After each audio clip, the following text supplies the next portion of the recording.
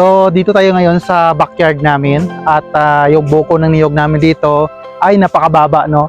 Parang abot na abot ko na, oh. Ganun guys lang, no? Pero dito medyo yung lupa malalim kaya may ano ako dito, may ano sa Tagalog ito? Singit, no? Singit, sungkit, no? So yun, susungkutin natin ito dahil hindi natin maabot dito banda. Ayun guys, no? So, dito na. Kapag bibilhin mo to sa market, nasa around 30 to 40 30 pesos to 40 pesos ang isa ng buko. Nalito ako sa Real, no? So yun. So yun guys, ito yung buko ko. Buko namin, no? So maaga pa, kain tayo.